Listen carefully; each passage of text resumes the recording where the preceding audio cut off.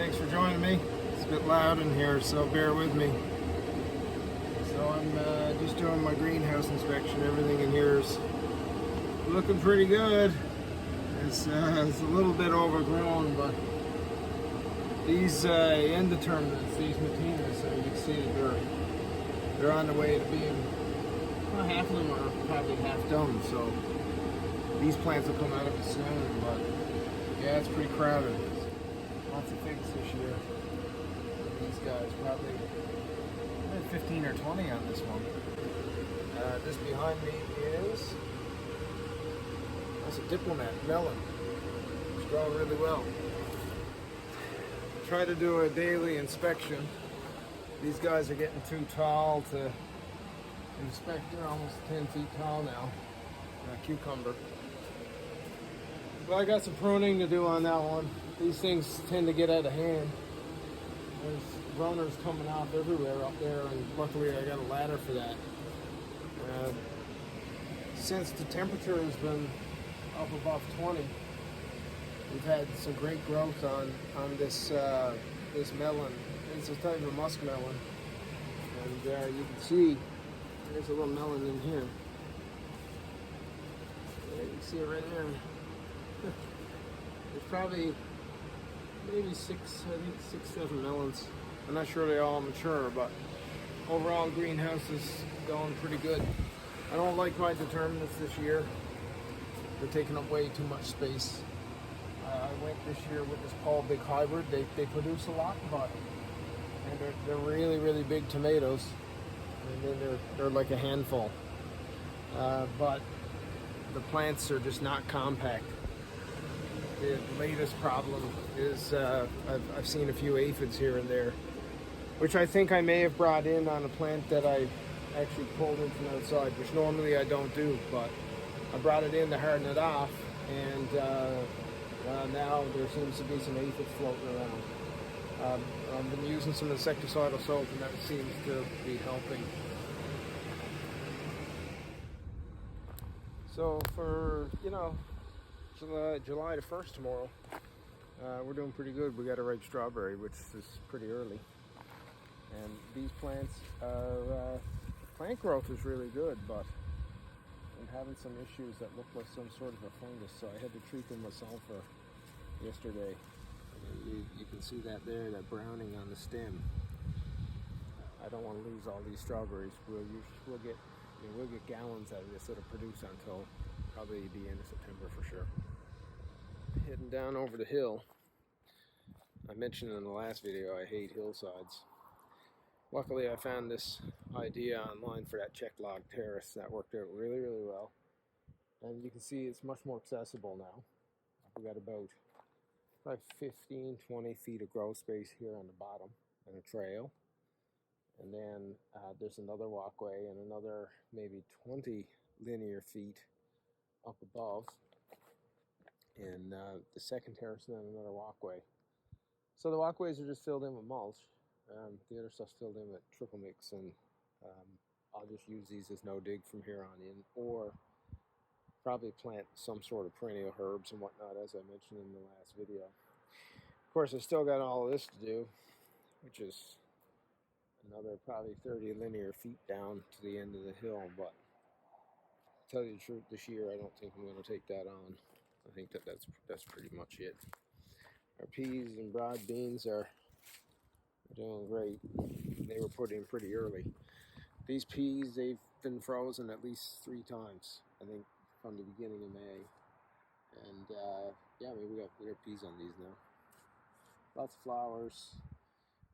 Key is getting water to these now that they're actually flowering, producing peas. Otherwise, pea harvest won't be as good as it could be.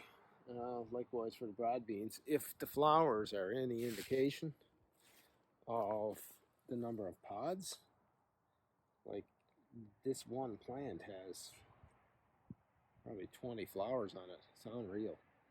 This is the first time I've ever grown broad beans. I didn't realize how cold hardy they were, nor did I realize how well they would do here. And it's a good sheltered location down here. This is the only sheltered spot in the garden. Seems to be working. They like it. Our no-dig potato beds this year are doing good. I converted this to no-dig. Last year I had 4 drills in here, but converting it to beds allowed me to put in an extra 2 drills. So I got 6 drills of potatoes in this one area. I think there's almost 130 plants. There's a lot of potatoes in this one spot. Last year we pulled out, I think, 150, 160 pounds or something from this one spot. Hilling it's a bit of a pain. I didn't know really what to do with it, so we tried something different this year. We figured, well, you know what, we just need to cover the ground. So in a lot of places people just mulch it with hay and whatnot, and I had a huge stockpile of leaves for composting. So they're down there now, and they were wetted down, and they're all matted to the ground. So I'm thinking that these are gonna work pretty good. Summer will tell, I guess. Some places, some have blown away. We may need to add a bit more, but in general, looks like that's I guess solution is going to work. I hope so. Anyway, otherwise we're going to end up eating a lot of green potatoes. So heading over here now to the garlic. So this is music, and it's now, like I said earlier, the beginning of July, and these guys already have scapes, which is pretty good for here, I think, in general. I plant these about 5.5 inches on center, and you can see how big they are. I mean, they're 2.5, 3 feet tall, really, really big, and they look healthy. And the leaves at the bottom are starting to die off, which is an indicator that, you know, something is happening underground. They don't quite have the number of leaves I thought they were going to have. I heard that 12 is the ideal number of wrappers, but this guy's got, what, 1, 2, 3, 4, 5, 6, 7, 8, 9, 10, and then the scape. So I'm not sure there's going to be another wrapper or not. Whatever the case, it looks like the garlic harvest is going to be pretty good. Between this Dugansky and the music and what's up in the other garden, I think we got almost 250 for our own use and to propagate our own seed in the garden. But that's I guess in addition to the 5,000 bulbils that are growing up there separately. So beyond June 15th, these zucchinis were planted out here in these beds. The row cover is just here to shield from the wind. You can see the size of it. So they seem to suffer it out a bit earlier on, you know, kind of mid-June. There were some cold nights and they didn't look too well.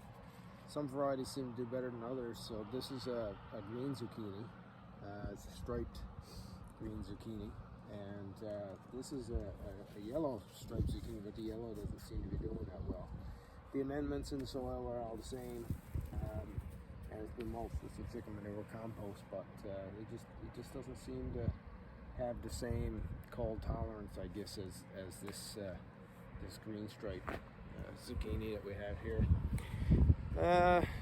These other squashes seem to be doing okay, but I'm having this situation where my butternuts are forming flowers, but I'm not seeing any males, unfortunately. So I got 2. They're pretty stunted, maybe. They had a hard start by the look of it. They were started in some compost that really wasn't very good. And still waiting to get soil test results back on those, but they seem to be catching up a bit here now. But like I said, producing female flowers, and I haven't seen any male flowers yet. And it's heading on up to the upper garden. Everything up here is going good. Last Sunday we hilled our potatoes, so I'm trying potatoes 2 ways this year. Hilled like this, using drills and tilling. And it's more laborious, there's no doubt about that. But it's a method I'm used to. And then in raised beds like down below, these guys are just topped with compost. Hull, stick potato in the hull and let it grow, and then mulch it with leaves at some point. Our celeriac was planted out on the row cover pretty early, and it was root bound, but it's after really popping back. So these guys they're small now, but you can see the root ball starting to form here. multi-sown onions, they all seem to be sizing up as per normal. Maybe a little slower than if they weren't multi-sown, but you know, what's happening is they're just pushing one another apart, as they say. You know, onions. I think we have onions almost 600, I think, in this little area. And we've just been pulling kind of what we need, but mainly off of a couple of pickling varieties and whatnot. And then these guys here will be our storage onions. I haven't picked anything off of them except for whatever's fallen over, and we use it in the kitchen. The leeks are going great. First time growing leeks. Actually, last year may have been the first time I ever ate leeks. And I realized that they're pretty versatile, so I put in a full bed of them. And these are guys that are sown in threes. And they, once again, they just push each other apart. And they're beautiful green. Seem to be going really well. More garlic. Of course, the bulbils over here. And that big long bed looks like grass. Almost 5,000, and we've pulled a couple just to see after sizing up. Some of them are more than half of an inch in diameter now. Our Brussels sprouts are doing amazing. And this was just compost added on top, and then basically they were put into the compost. And these guys are they're a foot and a half high now, and the leaves on them are huge, beautiful green. No pests at all. The key is just, you know, using remay early on in the season, and it all helps. Like a rutabaga is within 2 days of planting them, I started seeing 1 or 2 of the leaves getting chewed off. And I found a cabbage looper moth. I have no idea what got in there, but I sprayed the whole thing with BTK, and all's good. It took care of them, and now they're all good. So we usually plant around 40 or something, I think, last year. And our storage cabbages are all great. This year I'm growing a green variety. This one's called Reaction. And this one's called Ruby Perfection. It's huge. But we had a really, really good June for growing. And look at these things. They're starting to head now in the middle, which is kind of pretty early, I think, for, you know, for Newfoundland, right? Yeah, I kind of rotate things in and out of these long no-dig beds that I featured on a YouTube video. There's a bit of everything in here. Yeah, no-dig or multi-sown radish, multi-sown turnips, and I'm constantly kind of rotating in new sets of seedlings. Our multi-sown fennel doesn't grow as fast as normal sown fennel, but yeah, it grows. You just pull it, and then it sizes up. And this was the other no-dig bed we had up here. It skirts the corner of the garden. It's about 30, 40 feet long, I guess. Lots of herbs in here. Winter savory is a good perennial herb. Really won't grow much bigger than that, but it's very fragrant, almost like oregano kind of. You got that smell. And then sage. There's supposedly perennial. I don't know if it's going to be perennial here or not. Hopefully. They were a pain to grow. I had a lot of problems trying to get them to grow. So, all asparagus here. And fronds are up. And there's little bubblets on them. So I assume that means they're doing well. And of course the sunchokes. And look at the size of that already. I mean, the stalk. I only planted that a month ago. The stalk on that's a half of an inch in diameter now. I can't see a flower head forming yet, so probably got some more growth to go.